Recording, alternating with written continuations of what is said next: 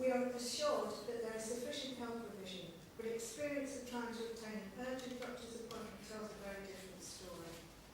Our local town centre of West Edinburgh is dying on its feet due to years of neglect and some traders thinking of moving away because of lack of business caused by shortage of convenient parking. All previous proposed regeneration schemes have included an upgrade at this shopping centre. The loss of York Park, which is a well-used amenity for all residents living in this part of West End, is unacceptable. There are pockets of deprivation in this area, and these children need somewhere nearby to play and to let off steam. And where are the proposed facilities for 8 to 15-year-olds, an important age to ensure they start to evolve into responsible citizens? The proposed tall buildings, the largest 29 stories at 290 feet, are perhaps the most controversial aspect of the proposed development. We carried out our own consultation, and 98% of those contacted were against the building tower blocks on the edge of the Welsh Hart Reservoir.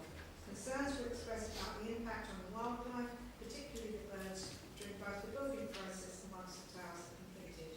We do not want to compromise or lose the SSSI nature reserve, which the Welsh Hart was held since the 1950s. Can I request that other speakers the Planning Committee consider this application very carefully in view of the concerns expressed by myself and the other speakers? Thank you very much.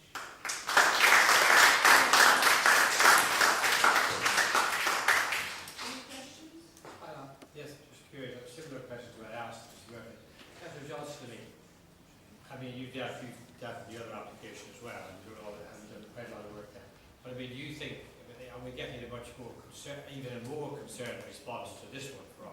And that's noticeable, especially with the loss of the big building. I mean, the density is just ridiculous. It just, we can't comprehend it. I mean, how are we going to absorb all these extra people? Yeah. It just beggars belief. Coolock Lane, at peak times, is packed now. Mornings and evenings, I can't get out of my road.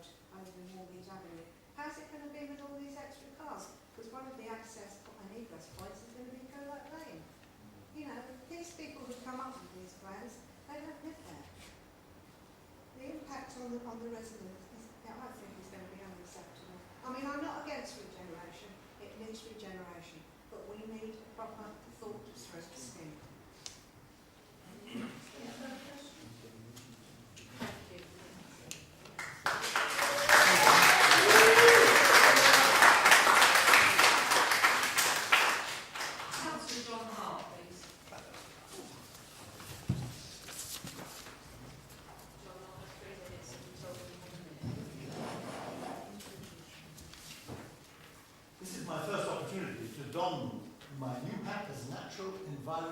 Champion for the London Borough Bar.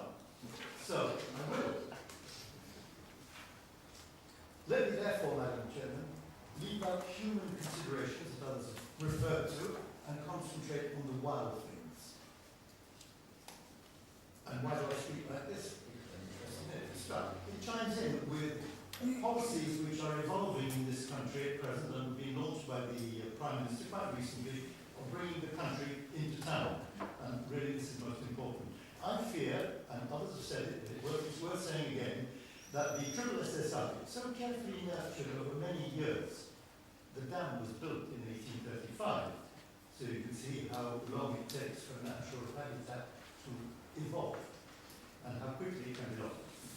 It is one of the most important in the metropolitan area for waterfowl, and important internationally. Our waterfowl go to other countries. They take no notice of frontiers. Migratory centre.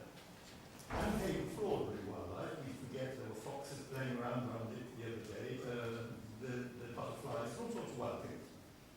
To lose it would be a sorry result indeed. And why? Because of the 29-storey block, and it is in the latest news I heard it was 29 stories, but 26 will do. Proposed almost at the water's edge will overwhelm the fragile balance of nature in the Welsh Hart. Frighten off bird life, disturb nesting and feeding, owing to the inevitable illumination into the night as residents enjoy the view from their balconies, with consequent noise and musical disturbance over the water. You can't stop them doing that. and they will destroy or damage very seriously the very thing they pay good money to enjoy. So it will be a disturbance. Now, people are referring to the disturbance during the construction, 17 years or whatever it will take. But that's bad enough. Natural England, council officers and the applicants themselves recognise this because they've introduced mitigation rules or considerations. Now they say as a safeguard, a 20-metre strip will separate the tower which you see sticking up there from the water's edge. That's 60 feet. The length of an ordinary suburban garden. Gosh. An ordinary suburban garden. Neighbours make a little noise, cook their barbecues next door. It's annoying. Supposing people live near you, 20 stories up. The remedy? Relocate the tower to the centre. Mr. Cowley talked about the general appearance of the site. Well, the tallest thing in the middle where it belongs, like the stalk of a pear.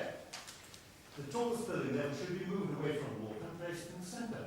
It wouldn't then damage, particularly, the wildlife. And it would provide a harmonious balance, if I may say so, to an integral element in the development. At present, it faces out over the water with its back to the development. Well, what sort of arrangement is that? It looks, if you've got it in the maquette there, it looks like an Easter Island idol staring out over the water. The second remedy, which has been referred to, is the appointment of this Lone Ranger, for a warden on his own. Once the development lasts, I don't know what sort of powers he would have, or she would have. How are you going to finance it once the buildings are up? Yes, I'm sorry. Thank you. Right. My question is, not throw this out, defer it, tweak it, improve it.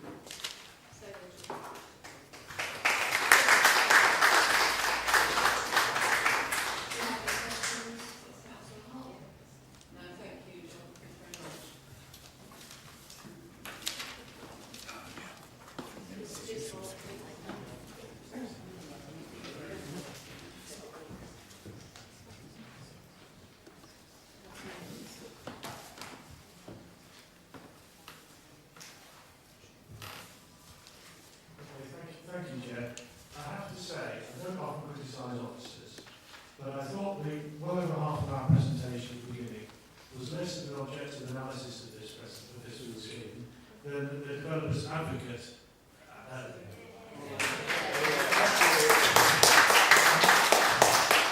advocate of the scheme in which the council meets its own judge and jury in its own cause. And I think if there's ever a case where a council should not be deciding on its own planning application, this is it. Can I also say that I've been involved in politics for over 30 years, and I've never seen a presentation like that. But more importantly, I've been visiting residents on this estate for over 17 years, and I've got to know them and the estate very well, like the back of my hand. And I think that if residents had heard how the officer described their homes, they would be outraged. And I simply say this, if the council is so convinced that this scheme finds favour with residents, why on earth have you not conducted another ballot of them to ask them? You can't rely on that 11 years ago on a completely different scheme. So I held my own consultation. I had well over 300 responses, which is a pretty good rate of return given the number of flats here. And the overwhelming view was that people did not want to see the scheme approved. 79.6% voted against, and 83% thought it was too dense, 84.7% thought that the lots are too high. If you look at those lots, 29 stories is enormous. One only has to look at the existing new development of 12 stories or more, which feels extremely oppressive if you go anywhere near it, and creates far too close an environment already. If that was going to happen on the rest of the estate, it's not acceptable. And can I say this? Those 29-storey packed houses are not going to provide housing for local people. It's going for Russian oligarchs and all the rich Gulf sheikhs. That's who that's designed for, not local people at all. They get nothing out of this. And that's what's wrong about it. There's nothing here about redeveloping West End and Broadway, as Julie Johnson has said. There's nothing about the traffic congestion that's going to be generated by thousands of more cars. Residents gave me a lot of comments when they responded to my survey. Typical local council do not listen to residents' comments. Mrs. Kent-Marriott Close. They're playing with people's lives, Mrs. Baldwin. It looks like a concrete jungle, Mr. and Mrs. Harris. And Mrs. Nolan, Marriott Close, I think the Conservative Party are outrageous, unthoughtful, unhelpful, but the civil split their mouth, and don't know policy like We are not electioneering here. I'm not Please, electioneering, please, I'm you not. are. Please, you have a casino, it's a political party, so please desist from that. Carry on. I'm quoting what a resident wrote to me. I'm not done. Don't. Please, just carry on. Well, I was told we weren't being interrupted, you're interrupting me, and interrupting anybody else. I've simply said this. Mrs. Clark and William Abbey said, if only the council would listen to the people who actually live here, the infrastructure would not support density, traffic, parking, GP service. This estate, together with all the other developed area, has resulted in one large ongoing building site. Your time is up. Thank you.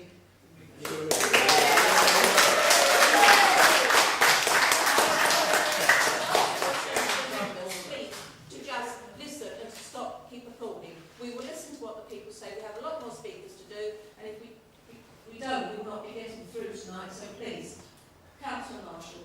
Can I say, Madam Chairman, that attacking an officer who can't answer back is not one way to persuade this committee to do something. It normally has a counterproductive effect and persuades us to do the very opposite. You have not served your constituents well tonight. Well, if that's the question, I'll simply say this. I've been in politics for well over 30 years. I expect objective reports. And I simply felt outraged by what I heard, because there was no criticism of this scheme whatsoever, simply advocating for it. Now, I think an officer should put the good and the bad when presenting an objective report, not act as an advocate for the developer. Now, as a council developer, I know that is surprising. I know Mr. Council got a long time and effort, and it feels very strongly about the scheme. That's understandable too. And perhaps it would be better if another officer had presented tonight. Can I say I was outraged by you, and I don't very often say that to... No, I don't. Thank you. Thank you, Mr. Dismore.